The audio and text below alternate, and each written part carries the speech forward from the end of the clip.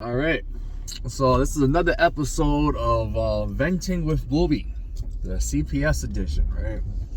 So yesterday, I'm at work. I get a private call. Right now, at first I wasn't gonna answer. I know that usually private calls is usually an ex calling or some bullshit, but something said answer it because it might be the baby mom's, because the baby mom's locked up. So I'm thinking maybe she's trying to reach me. She memorized my number. I don't know what's going on, right? So I answer the fucking phone. And CPS asking me about what's going on, right? They're like, hey, this is pertaining to Graciela Pastrana, Athena Ferrer. Is she with you right now? I said, nah. Right now she's with the babysitter. I'm at work. Do you have her all the time? I'm like, yeah, I have her 7 days a week. The mom only sees her on weekends from 10 a.m. to 8 p.m. All right. Okay, is she safe? I'm like, yeah, she's safe. All right, we're trying to get the number for the daycare, which is the ABA where I just dropped her off at, and then the number for the babysitter. I said, fine. You can have that. I gave her a little synopsis of what's going on, even though she already knows, because she wouldn't be calling me if she didn't know. I said, hey, look, the mom made some false allegations. She was arrested for it. I don't know what's going on. Something might be wrong with her mentally because she's unraveling. And then the CPS worker tried to blame me. Well, if you knew that something's wrong with her mentally, why would you still allow her to see the mom? And I'm just like, the courts demanded it, and I don't think any parent wants to keep the child away from the other parent. As stressful as all of this is, the intention is not to separate my daughter from the moms. Because I genuinely believe that kids need both parents. I'm not a woman. That's her mother. So then she tried to blame me. I said, that's the courts. The courts are going to have to do what the courts do. I only follow the court's order. But given the severity of the situation now, I don't even know if that's even a good thing or a good approach to have. So she's like, okay, cool. I'm getting some more information. I'll call you back. Hung up the phone. Cool. Now I know I have an open CPS case now. Now this is not the first time I've had a CPS case. The first time is when she kidnapped my child, and she again made false allegations to be eligible for a domestic violence shelter. He beat me. He's violent. He has guns all over the place. There's drugs all over the place. All of this extra stuff. I don't even have my child. Don't know where my child is at. Still looking for my child. CPS knocks on my door. Hi, is this Christopher Ferrer? Yes, this is Christopher Ferrer. She has a folder. It's like, okay, I'm calling to inquire about these accusations here. I said, come in the house. Make yourself comfortable. And she told me what was reported. So I said, look for it for yourself. Look for the drugs. No drugs. Look for the guns. All my guns are registered. Right? Is regular stuff. The house is clean. There's food in the fridge. It's in a safe neighborhood. There's nothing here that is beyond what normal parents would have, right? She closed the case. She was able to see that, hey, the mom is making false accusations. Fine. Embarrassing as fuck to go to my job, because my job is tracking all of this anyway, right? Hey, look, this is the situation. So it looks like I'm a liability because this is a problem. Cool. So that was the first time. I know now the second time, I don't even have furniture in the house. So I know she's going to knock. Somebody's going to knock at the door with a folder. It's going to be the same routine of, hey, look, we're here about these allegations. The stressful part to me of all of this, because I know this is going to blow over. I'm an active father. I am in 10 toes down. I do the therapy. I do the schooling, I do the babysitting, right? I do the education, I do all the appointments, I do the dentist appointment. I'm the one that puts her to sleep, wakes her up, gives her a bath, brushes her teeth, buys her clothes. I'm doing 100% of the work of both parents, while still being a full-time student in college, while still working a full-time job, 12-hour shifts, right? While still doing a business endeavor, looking for a second house, and stuff like that. I am active in my child's life, right? The sad part is it got this far. The part that hurts me is because now the mom is a dangerment to me. My job, I'm flagged at my job. because of this interaction that could have cost me my life. I work a federal job. All of this gets reported to my agency. I'm a liability at my job. And now, on top of this, I have a CPS that also brings the weight back to my job. And like, you're costing me, and you're compromising my stability, my ability to be a father, my ability to provide, my ability to be present. Because your emotions say, I don't care about the well-being of my daughter. How can I hurt the father? And how can I still get child support? Is child support and being vindictive more important than the structure and the household of your daughter, and the stability of your daughter, and the well-being of your daughter? I can't be around her no more. This is toxic. This is toxic. I'm genuinely scared. I don't know what to expect from this. It's like, I feel like now, at this point, she's so desperate and she's so vindictive because she didn't get her way that, I'm going to call the police every time I see him. Black man. They're calling the police on a black man. Guilty already before proven innocent. Right? Because it just happened. Like, I got the result of that. That could cost me my life. I could reach my wallet, gun. I could lose my job. Damn, we can't have you working this job with this type of situation. You're a liability. So I have to stay away from her. It's gonna have to be supervised visits or no visits at all until she gets her life together. And I don't want it to be that way. I don't. I didn't have a mom in my life. I didn't have the opportunity to have a mom. And I was trying to do everything in my power to still give that opportunity to my daughter to have a mom. But I think she needs to get like evaluated for drugs, mental health. Something ain't right, or something. Like, just have a conversation with her and you'll see everything that everybody else sees, but the courts ignored all of that. Because I've been expressing this to the courts. Something's mentally off. It might be drugs. It might be a mental health issue. It might be something, but something is off. Just talk to her. No. Nobody wants to have a conversation. Nobody wants to ask the questions. She's already innocent until proven guilty. She doesn't have to have any credibility, any type of accountability whatsoever, or responsibility. Anything with an Italy in it. She's impenetrable to it, impervious to it, bulletproof. Me? Consequence. God forbid if I sneeze the wrong way, I'm violent. So, this is the reality. My babysitter's dragged into this shit now, right? Because, oh shit, I'm going to the wrong place. I'm zoned out. Because the CPS worker is trying to get in contact with her. My school for my daughter is dragged into this, right? Because now they gotta do the shit with the school. My job dragged into this. It's crazy. It's crazy. So, venting with boobie. In a way, I have to look at both the negative and the positive. Here's the positive. I already said all the negative. So I'm a very positive person. I like to put everything in perspective. The positive is I don't have to deal with her no more. I don't. The positive is once these orders are signed on the 22nd, I'm off of child support, even though she's not going to pay me back for the child support she owes me. But it'll be officially documented that it'll stop coming out of my check.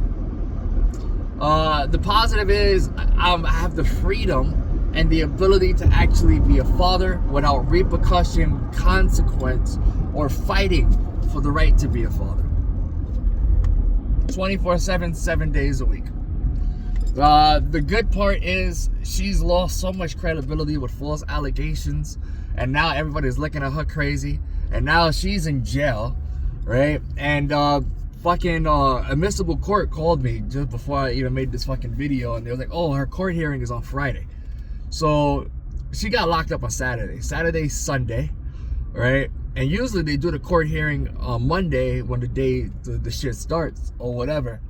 But they pushed it all the way back to Friday. So they got more questions for her. And I think they just was able to have a conversation with her and see the same things that I saw, see the same things that everybody else saw, but the courts just turned a blind eye when it was just brought to anybody's attention. But now they're able to see it because now she's in the system. Finally. So that's a good thing.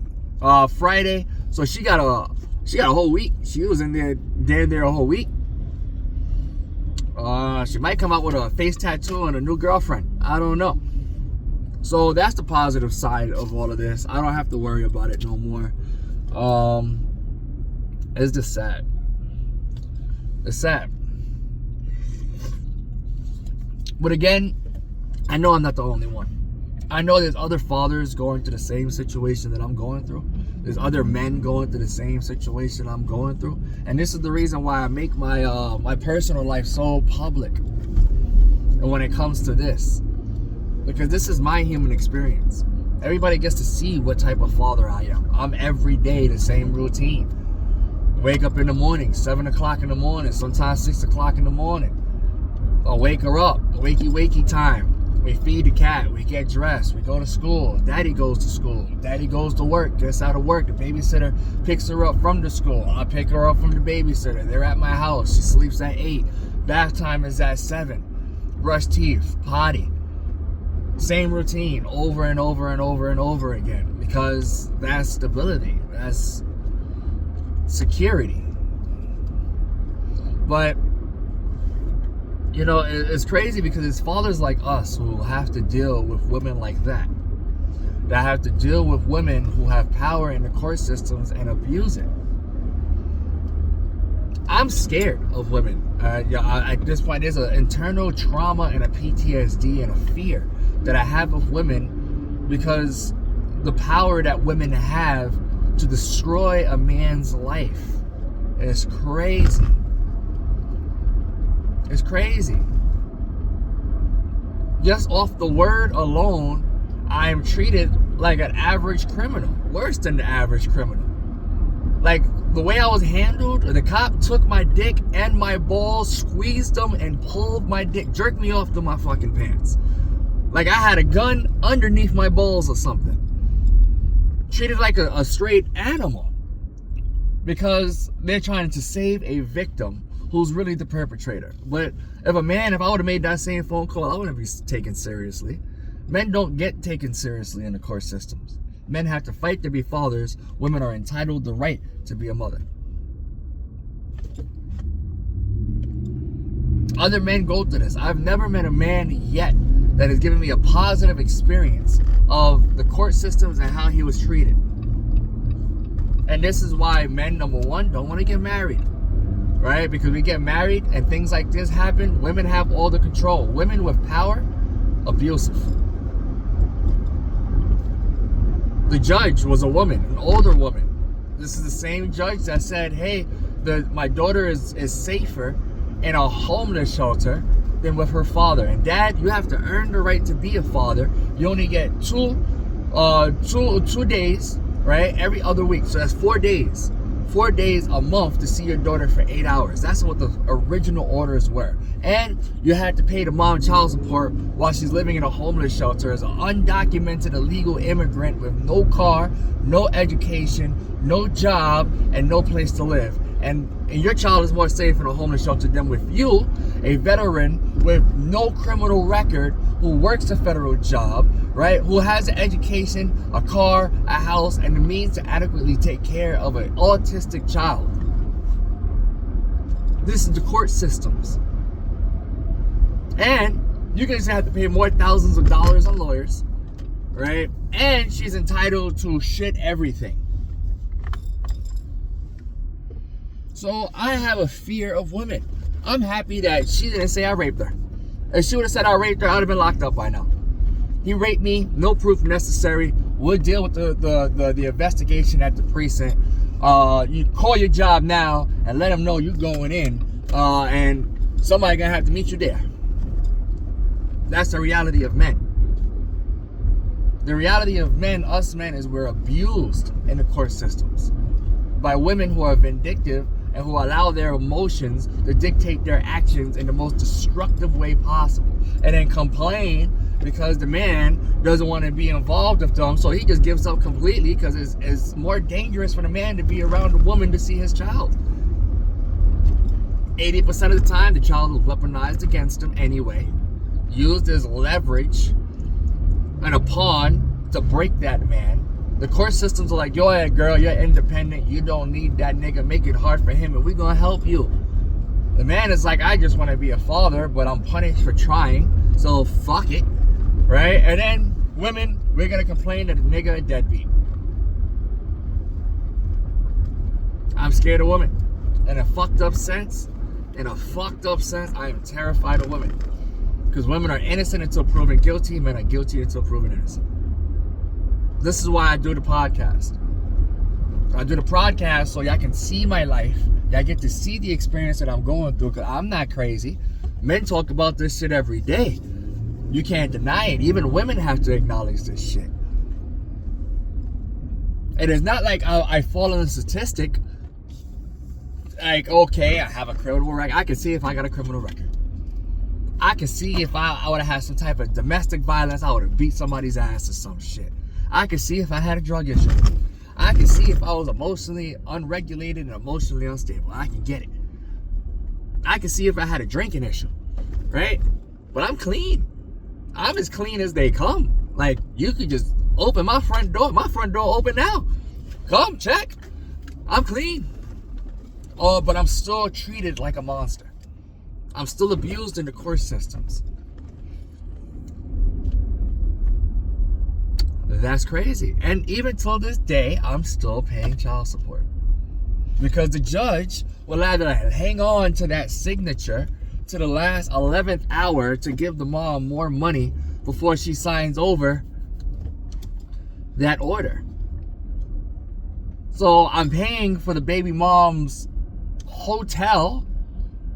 And that's another thing too. Like, do I got time? I got a little bit of time. I'm venting today. That's another thing.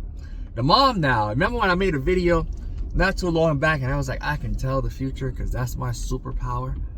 That's my superpower. I could just tell the future. What gives me that superpower is I have the ability to understand the consequence to behavior. That's my superpower. And I'm able to predict the next outcome that's going to come from that. The mom now cannot go back to that hotel. Police and authorities were involved. If she was working a job that she said she was working at that hotel, she is terminated, right? Her court hearing is on Friday. So they pushed her shit all the way back to Friday. She's terminated if she was working a job in the first place. I'm pretty sure she was prostituting herself, right? So now she's going to be on the street because she has burned all her bridges. Her family doesn't even want to help her. And that should have been my first red flag, when your family don't even want to fuck with you. So no friends, no family, no sources of income, no child support, no job, no shelter, no car to sleep in. Street. No means of any type of support because you have burned every bridge possible. I can't help her. Because my means of helping her, she's trying to destroy me. She's dangerous to me. So the only last bit of hope that kept her from hitting the floor was me. So she burned that shit. So, street. She can't see Athena because I'm not going to drop Athena out at McDonald's in the middle of an intersection on the street with a mom that doesn't have a working phone or any type of means of providing for herself. I'm not going to put my daughter in that situation, so your custody gone, right? That's the last step before rock bottom. I hope that this will be an eye-opener, but I'm sure it won't. I'm sure it won't, because there's going to be a whole bunch of simps trying to take care of her and prostitute her and pimp her out. Because the guy that answered the phone, like, You that angry over pussy, bro? Shut the fuck up, nigger. I'm gonna kill you. Do you know me? Like, you're putting yourself in a bad situation for some pussy. For a woman who's mentally ill. So what does that say about you? And that's a whole different story. I'm gonna make a whole different video about the guy next. That's a whole different story. New text message from turbo_HDJDKWFR_agent at rbm.goog. Okay, I got it. And the sad part is, what the fuck am I supposed to tell my daughter? My daughter's like, Mom. What do I tell her? I think that's the part that hurts the most, is what do I tell my daughter? It's not like she's completely oblivious of what's going on. It's not like she's not coming to the age of questioning and understanding. What do I tell my daughter? And this is another reason why I document these things. So if I were to die, right, all she has to do is look at the videos. You can see what happened from beginning all the way to end. It's not like I tried to keep her away. It's not like I wanted this to be an outcome. It's like me trying to hold sand in my hand and it just slips between the cracks. It's impossible. Do I tell her mommy's not mentally right now? Do I tell her the truth? Mommy's dangerous to both of us. Do I sugarcoat and gaslight? Like, oh, let's talk about something else besides mommy? Do I be honest? And it's like, hey, look, this is the situation. You can see it for yourself. I'm sorry. How do I tell my daughter? How does that even work? Because she's already asking for her mom. The last thing she remembers of her mom is being ripped out by the police of the hotel and given to me. That's her last memory of mom.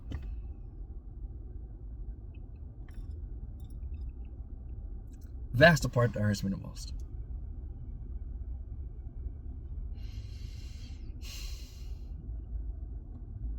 But I have to blame myself. I have to blame myself in a sense, because even though I was young and naive with dealing with her, military is like, hey, look, we'll pay you extra money if you get married. I should have just never got married and just went into the military by myself. My lack of experience at that age has put me in compromising predicaments. I'll put myself in this situation by having a child with somebody who's mentally incompetent. And I didn't realize the signs. I thought it was me. The whole relationship. I was like, maybe I gotta try harder. Maybe I can fix things this way. Maybe the problem is me. Maybe I'm the problem. And then I realized no matter how many different ways I tried to fix something, it was always the same result. Like, the first red flag should have been when I got deployed, right? I put her in a house. I said, hey, look, this is the money. This is how you pay the bills, right? I'm going to be deployed. I'm not going to have no service. You're older than me, so you have to take on the responsibility. And she didn't pay none of the bills. I had to hire my nephew at 13, 14 years old to pay my bills in a different state that an adult that's older than me should be paying for her own well-being.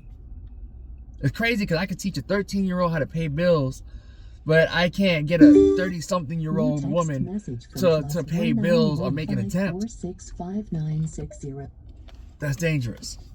That should have been my first red flag. My second red flag, you don't cook and you don't clean.